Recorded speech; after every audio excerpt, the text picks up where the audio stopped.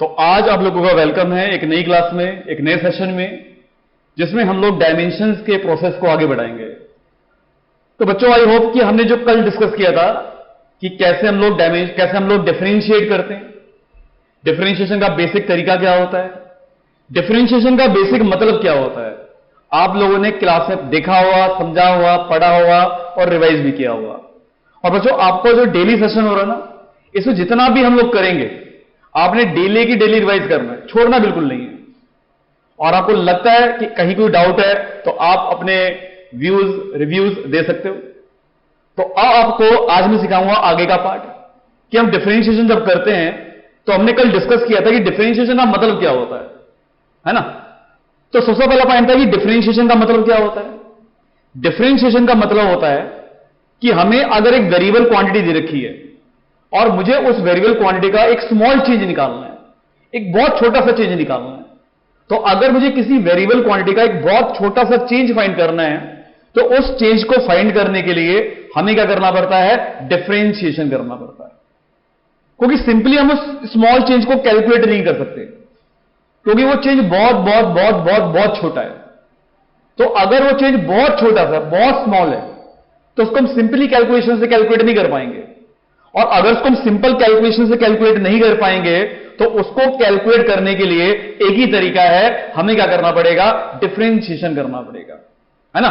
तो कल हमने डिफरेंशिएशन का रूल क्या पढ़ा था, हमने पढ़ा था कि जिस क्वांटिटी का डिफरेंशिएशन करना है, मान लो मुझे x⁴n का डिफरेंशिएशन करना है, तो x मेरे पास एक यहां पर वेरिएबल क्वांटिटी है जिसकी पावर n है और मुझे इसका क्या फाइंड करना है, डिफरेंशिएशन फाइंड करना है।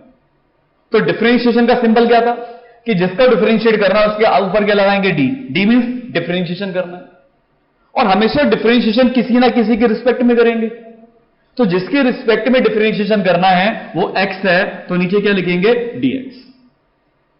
अब डिफरेंशिएशन करने का तरीका, जितनी पावर होगी उसको क्या लिख देंगे, पहले लिख देंगे, और फिर पावर में से कितना कम कर देंगे, एक कम कर देंगे।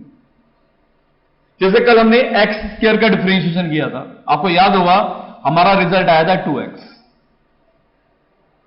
अच्छा, एक हमने 1/x² डिफरेंशिएशन भी किया था।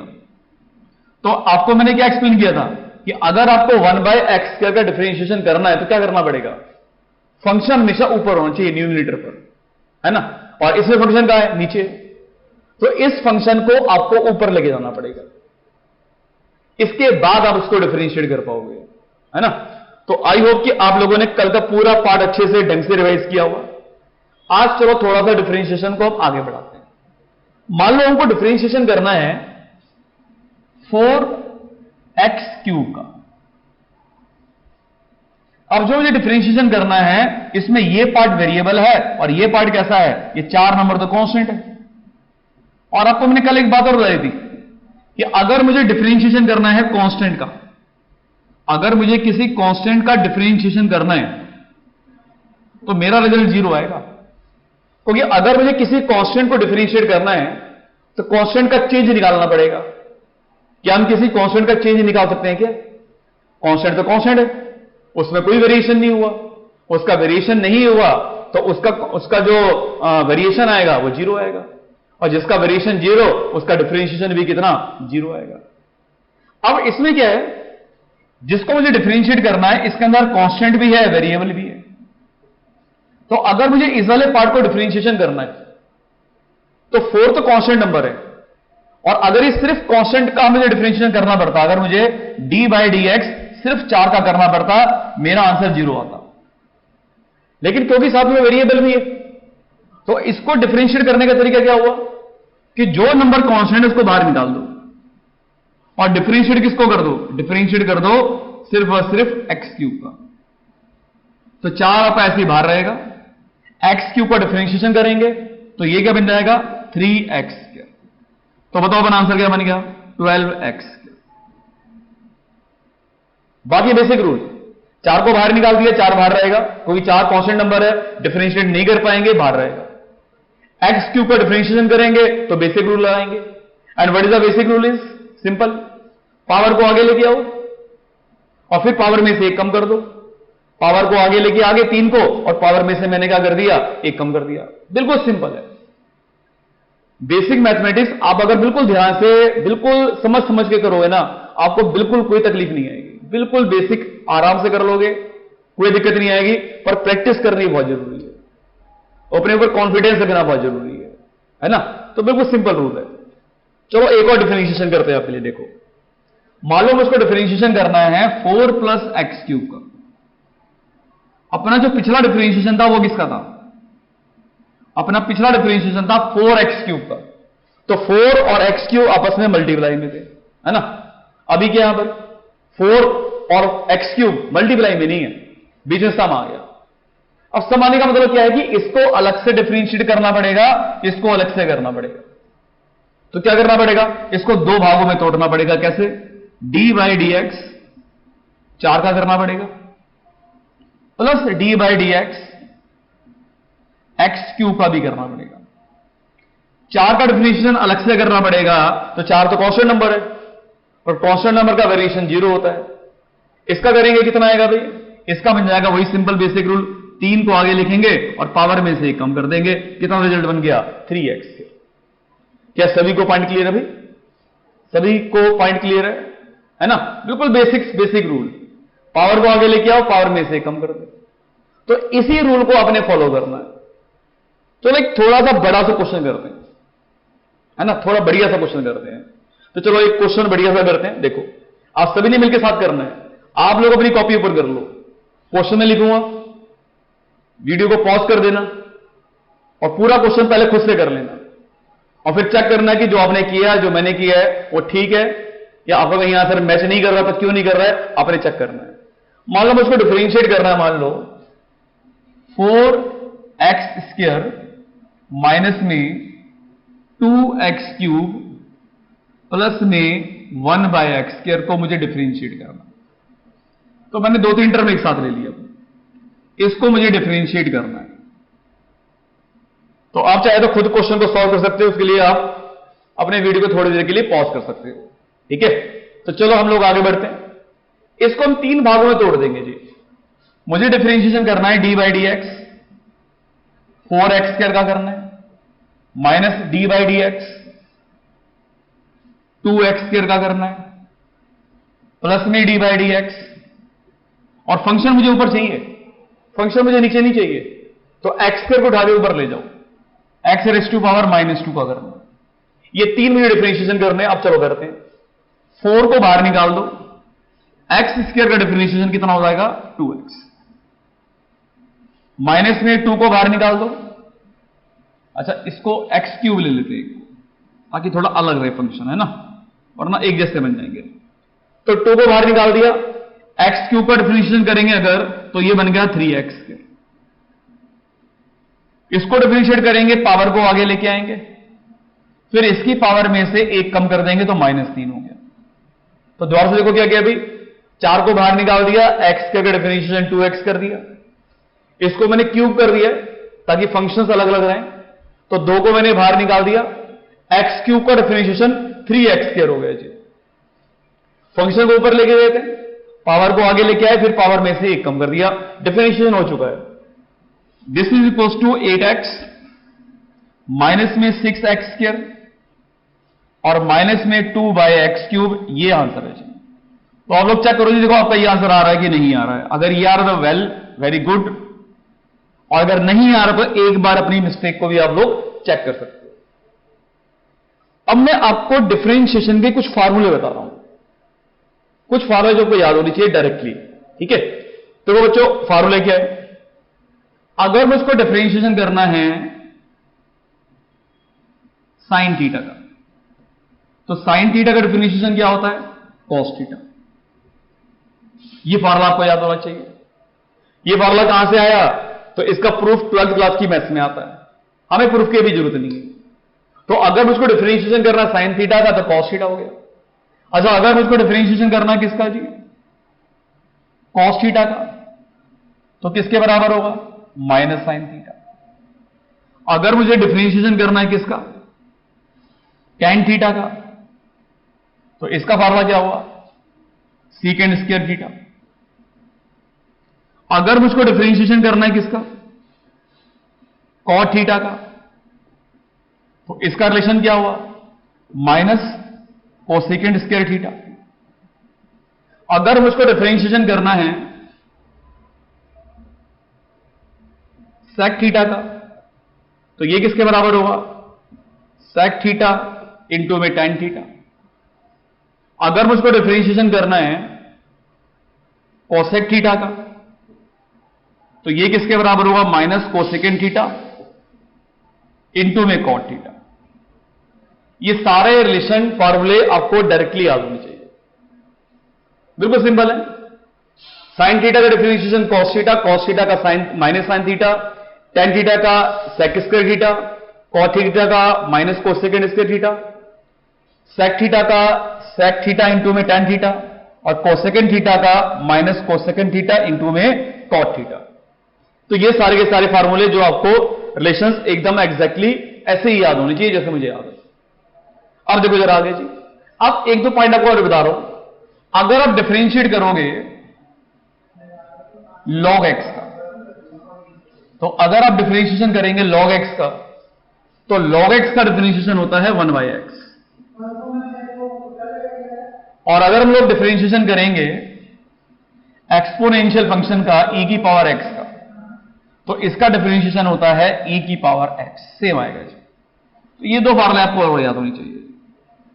और एक बेसिक आपको पता है कि जब भी डिफरेंशिएशन करेंगे किसी भी कांस्टेंट क्वांटिटी का, तो अपना आंसर क्या आना चाहिए भाई, सभी बोलेंगे 0। तो ये सारे फार्मूले आपको हमेशा याद रहने चाहिए। तो आज आपको मैं सबसे इंपॉर्टेंट रूल कराने वाला हूं, सबसे इंपॉर्टेंट कंसेप्ट आज का, जिसको हम लोग क्या बोलते हैं, इसको बोलते हैं प्रोडक्ट रूल। इसमें क्या होता है इसको समझते हैं। आज का सबसे अपना मेन टॉपिक है जिसका नाम है क्या, प्रोडक्ट रूल। इसमें क्या होता है, मान लो हम लोगों को डिफरेंशिएशन करना है 6x² का, है ना। अब आप लोग क्या करोगे, 6 कांस्टेंट नंबर है, बाहर ले लो, और हम लोग क्या कर देंगे, x² का डिफरेंशिएशन कर देंगे। तो 6 को बाहर निकाल दिया, x² को डिफरेंशिएट करेंगे तो ये बन जाएगा 2x। अपना आंसर कितना आ गया, अपना आंसर आ गया 12x, राइट। ये अपना आंसर आ गया। लेकिन अगर मुझको डिफरेंशिएशन करना है d/dx x² इंटू में साइन x का, इसको डिफरेंशिएट करना है, तो इसमें आप किसी एक फंक्शन को बाहर नहीं निकाल पाओगे भाई, क्योंकि यहां पर दोनों वेरिएबल हो गए। तो अगर एक कांस्टेंट नंबर होगा, एक वेरिएबल नंबर होगा, तो जो कांस्टेंट नंबर है बाहर निकाल दो। तो अगर दोनों के दोनों वेरिएबल हो गए तो किसी एक को बाहर निकालोगे, दूसरा बुरा मान जाएगा। तो हम किसी एक को बाहर नहीं निकाल सकते। तो इसको सॉल्व करने के लिए हमें क्या लाना पड़ेगा, हमें इस प्रोडक्ट रूल का यूज करना पड़ेगा। अब कैसे हम इस रूल का यूज करते हैं, चलो समझते हैं। इसी को हम लोग डिफरेंशिएट करते हैं, ठीक है। चलो शुरू करते हैं जी। मुझको डिफरेंशिएशन करना है x² sin x को, तो इसमें क्या करेंगे, आप किसी एक फंक्शन को आपकी मर्जी से फर्स्ट मान लो और किसी फंक्शन को सेकंड मान लो। ये आपकी मर्जी होगी कि आपने किसको फर्स्ट मानना है, किसको सेकंड मानना है। आंसर दोनों केस में सेम आएगा। अब रूल क्या अपना रूल है कि फर्स्ट को बाहर निकाल दो और डिफरेंशिएशन कर दो सेकंड का, फिर प्लस का साइन लगाओ, फिर सेकंड को बाहर निकाल दो और डिफरेंशिएशन किसका कर दो, फर्स्ट वाले का। ये आपका मेथड है जी। पहले को बाहर निकालो, सेकंड को डिफरेंशिएट करो, सेकंड को बाहर निकाल लो, पहले वाले को डिफरेंशिएट करो। चलो ये रूल लगाते हैं जी। x² को बाहर निकाल दिया, डिफरेंशिएशन करेंगे किसका, साइन x का। इसको x ले लेते फंक्शन को, तो डिफरेंशिएशन किसका करेंगे, साइन x का। फिर क्या करेंगे भाई, साइन x को बाहर निकाल दिया और डिफरेंशिएशन किसका करेंगे, x²। ठीक है। एक बार पहले फंक्शन को बाहर निकालेंगे, दूसरे को डिफरेंशिएट करेंगे, और अगले केस में जो सेकंड वाले का उसको बाहर निकाल देंगे और पहले वाले को डिफरेंशिएट कर देंगे। एक बार में एक बंदे को बाहर रखेंगे और दूसरे वाले को डिफरेंशिएट करेंगे, है ना। तो ये भी बाहर आ गया और ये भी बाहर आ गया, तो दोनों में से किसी को बुरा नहीं लगेगा जी। तो दोनों का एक एक बार डिफरेंशिएशन भी हो गया और दोनों एक एक बार बाहर भी आ गए। चलो डिफरेंशिएट करते हैं। x² तो एज इट इज रहेगा, साइन x का डिफरेंशिएशन cos x, प्लस में sin x as it is रहेगा और x स्क्वायर का differentiation 2x। Now the final answer is x square cos x plus में, और इस एंगल को इस फंक्शन से मल्टीप्लाई मत कर देना वरना एंगल बिगड़ जाएगा और क्वेश्चन बदल जाएगा और साइन का फंक्शन बदल जाएगा तो साइन को बुरा लगेगा। तो आपने इसको मल्टीप्लाई मत कर देना, ये 2x अलग रहेगा और sin x अलग रहेगा। तो चलो इस पे एक और क्वेश्चन करते हैं जी, वन मोर क्वेश्चन। डिफरेंशिएशन करना हम लोगों को रूट एक्स और cos x का, इसको डिफरेंशिएट करना चाहिए।